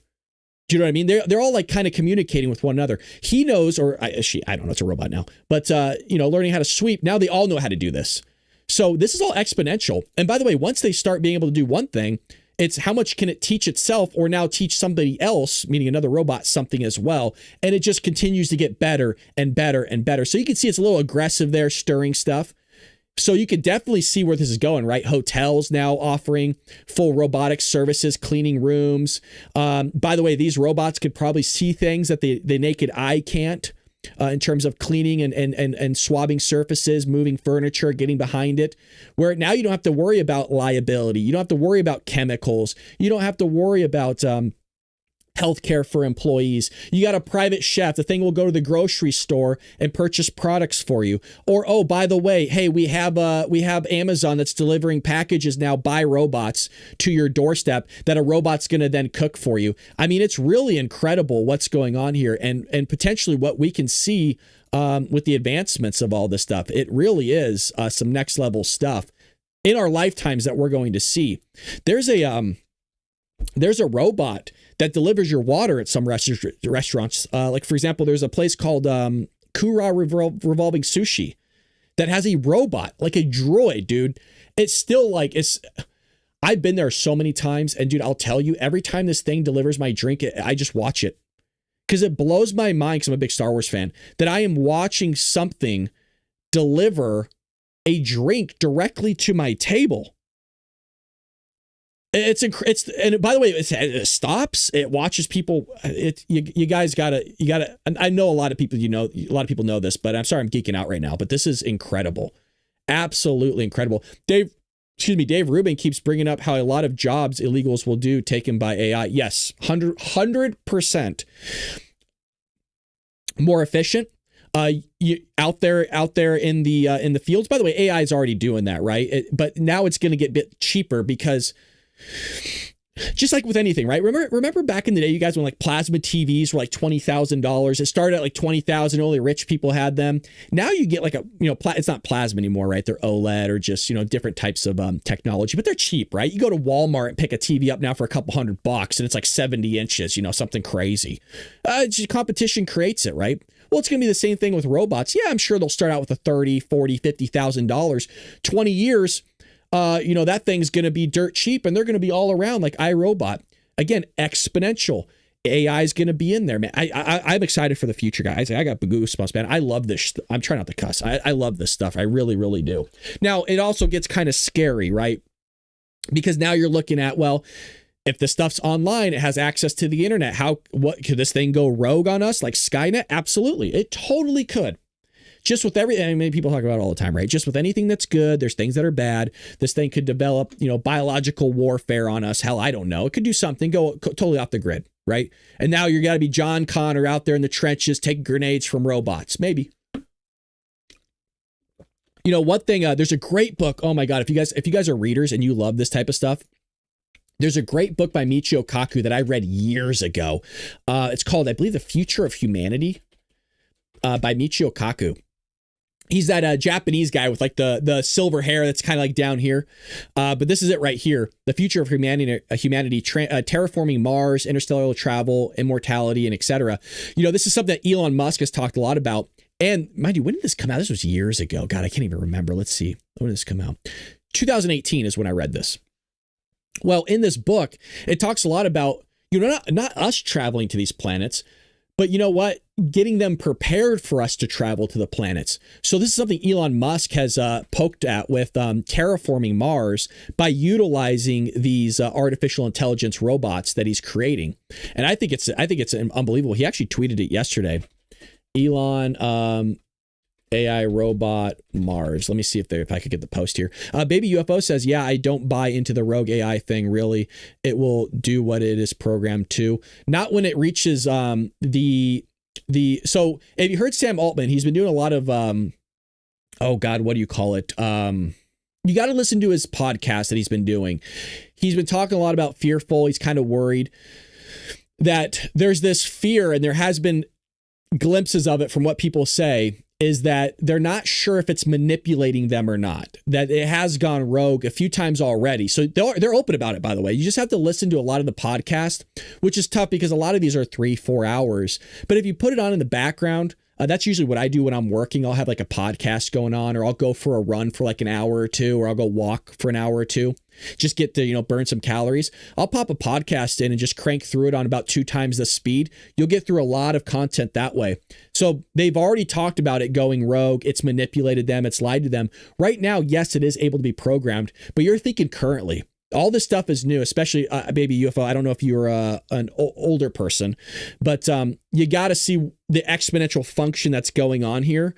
No, I think in our lifetimes, no, it might take 30 years. I think we will reach what's it called, not AGI. Is it AGI? I'm thinking of adjusted gross income, but basically it's able to teach itself. It's able to learn. It's no different than you. I fully think that it will be fully autonomous in the sense of it can think for itself. It could do for itself. It thinks it can feel emotions. 100%. I think it's going there. This is something I wanted to show you guys here.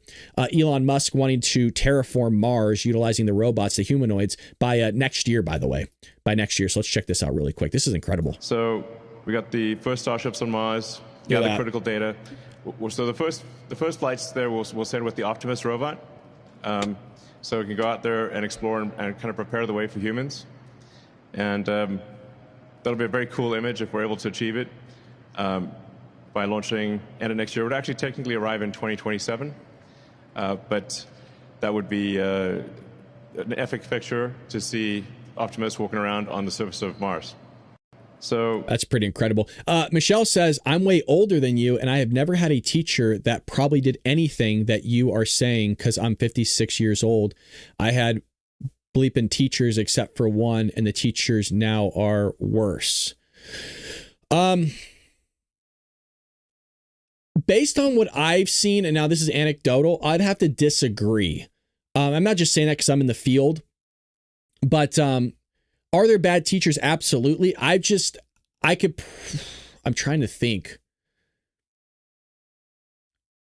Our job, here's how I'll put it, is our job as teachers is to feed you information. It's your job as the student to take that information and do what you can to try to understand it. For example, when you have 35 people in a classroom, it's almost impossible to explain things 35 different ways and be able to reach all students. There's a lot of things going on with an individual, right? Maybe their mind's not there, or maybe they're not paying attention in that specific moment. That's a key moment for you to make connections, right? You lose one moment, well, that extrapolates into all these other variables that you'll need later on to be able to build upon. So you can't necessarily blame the teacher. Our job is to give you the information. Your job is to absorb that information, make meaning from it. And by the way, even if you don't understand it, it is your teacher's job to help you understand it. But at the end of the day, that responsibility still lies on the student because they're in the position of learning. So say you're not able to get that concept within that 45 minutes in the classroom.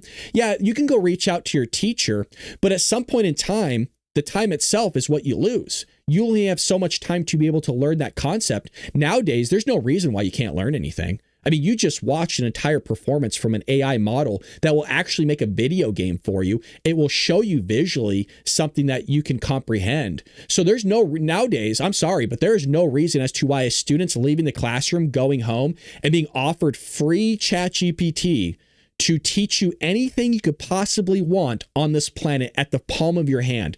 And for those people say, well, we don't have internet. Really? You can't go to a Starbucks and pull out free internet over there? You can't go to the school library that has free internet for you to learn?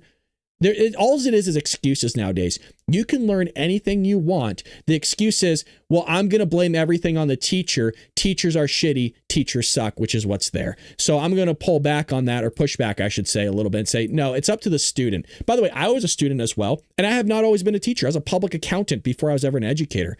And at the end of the day, us just passing the blame onto an educator for not doing their jobs. Any of you, at any moment in time, if you have a kid in a classroom, or you wanted to go observe a classroom, you can literally contact your local school district and say, hey, I'm a parent that's curious on how the education systems ran. Is it possible for me to audit a class? I just want to go ahead and sit in. And you just go through the necessary precautions to do that. They're not just going to allow a random stranger on campus, right? You can go sit in any classroom.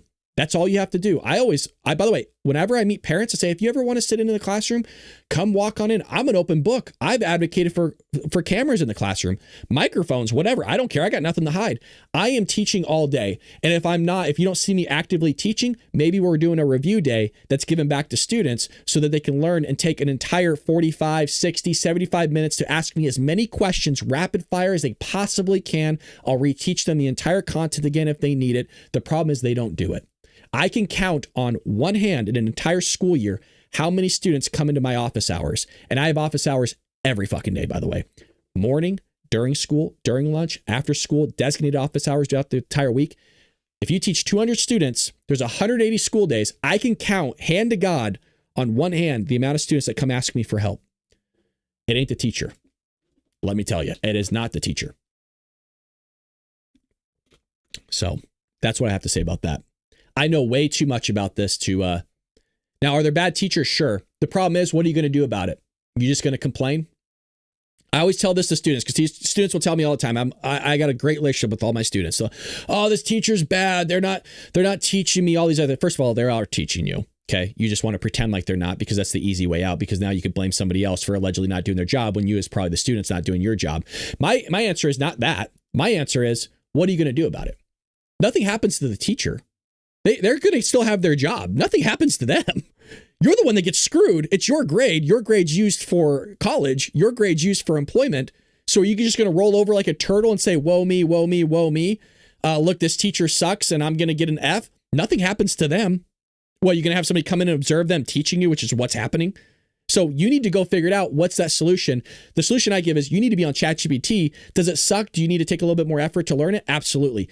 Every educator out there has videos online of every subject that's ever been taught because of COVID. Everybody has their lecture videos online. Everybody's has it. And by the way, I teach mathematics. This stuff's been around for thousands of years.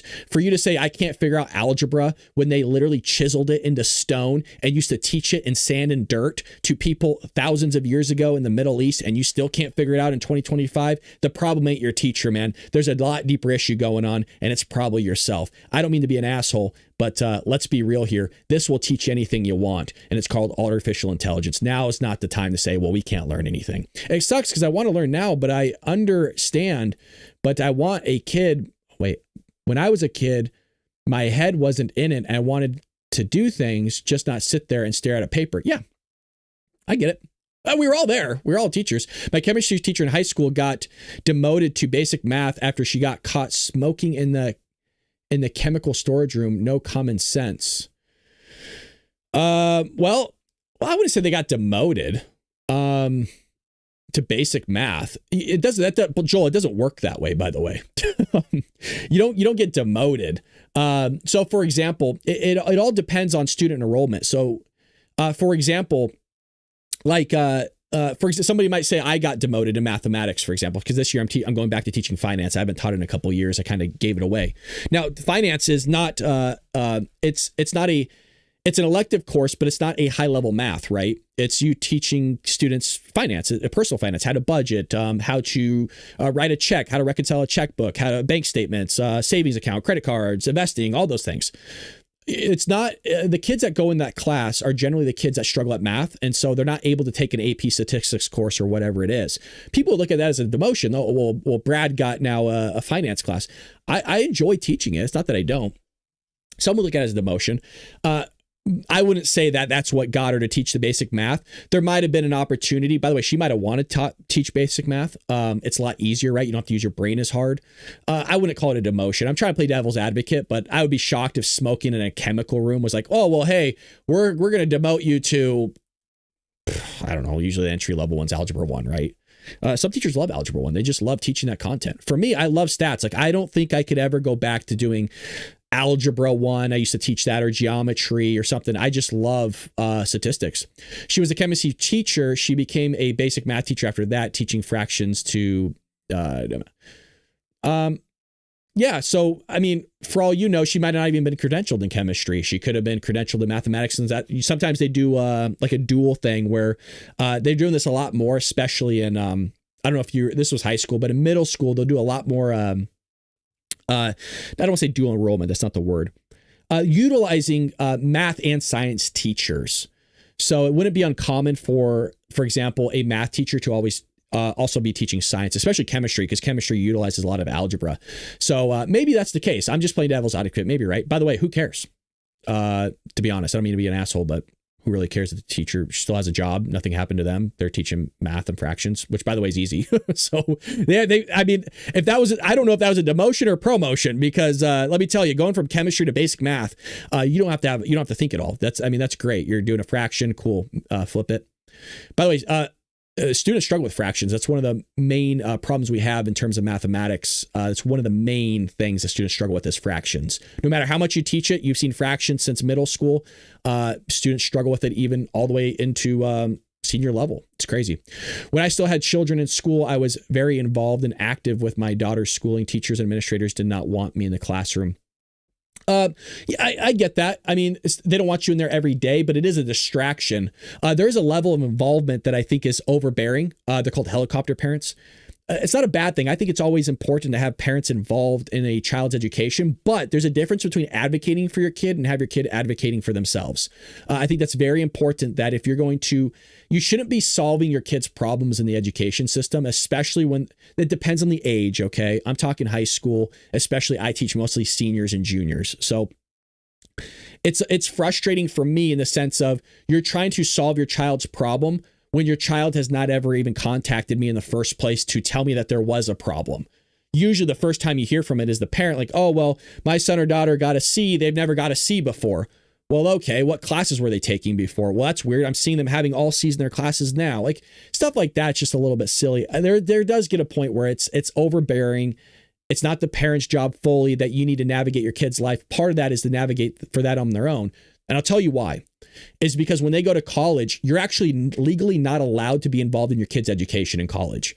So you, I forgot what the law is. I don't know. It's not HIPAA. It might be HIPAA, but that's mostly for health. Yeah, you're not allowed. So a lot of us in high school have, I have not, but a lot of us have in mathematics, like taught at a community college or at a university. And so we hold master's degrees. And so with that is some of us will do night classes at like a community college or universities. Like we'll teach it, we'll lecture it. So for example, for me, like AP stats, I might go do like a couple night classes teaching at a university or an AP class or AP, like a community college.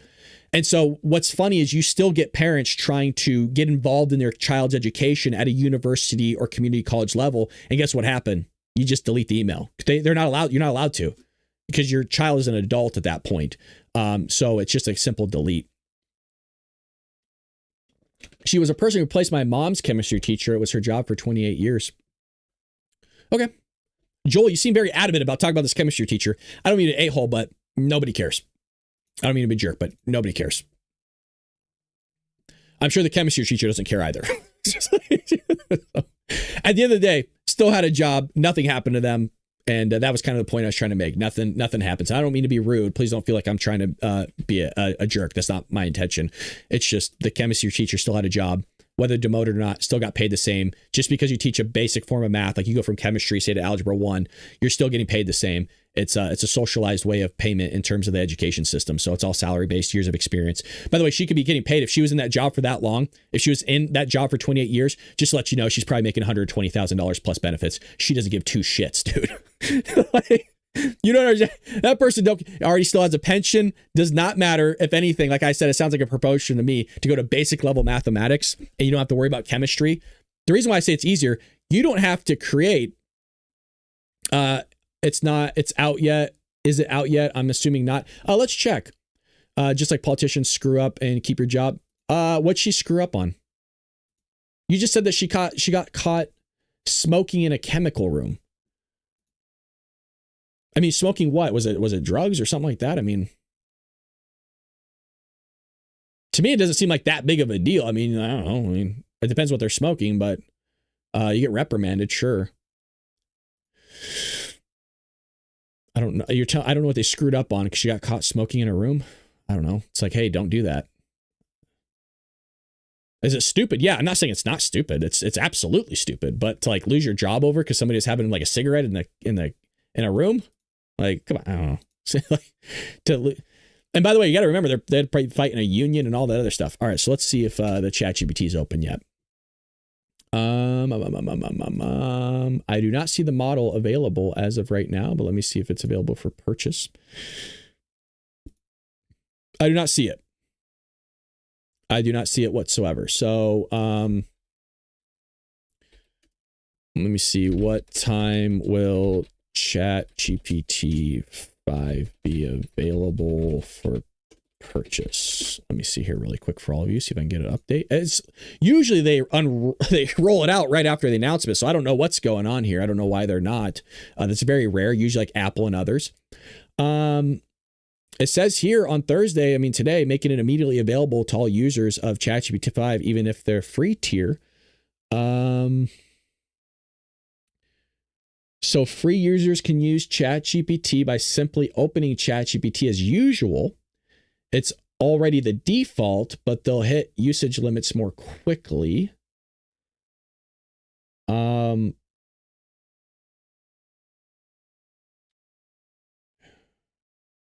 It's not default because I have the 4.0 open right here and then 4.1. Let me see what you guys are writing in the chat. Just like blah, blah, blah, blah, cigarettes probably shouldn't have an open flame in a chemical room according to the sign on the door. Joel, how old are you, by the way? If you could put that in the chat for me. Just curious. Y'all going to destroy the world? Who's going to destroy the world? Who's y'all? What's happening right now? What's going on with people? Now, should you be smoking in a chemical room? No. But I think you're also making a little bit more of a bigger deal than what it is. You're 57. You're talking about something that... Damn, dude.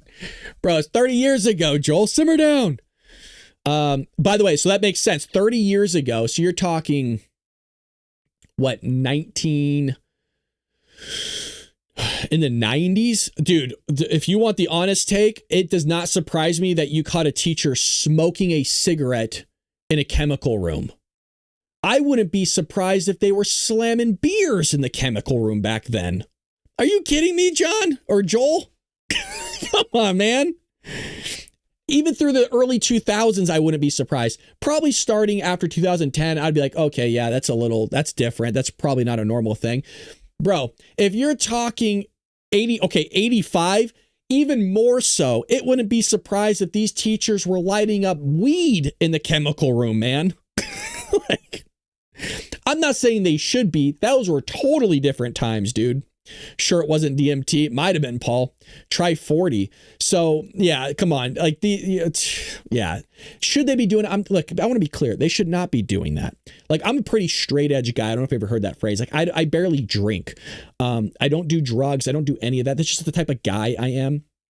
I'm very careful at work as well. Like, I always have my door open policy. I don't let students get within 4 feet of me, like within my desk area. They're not allowed to come around my desk.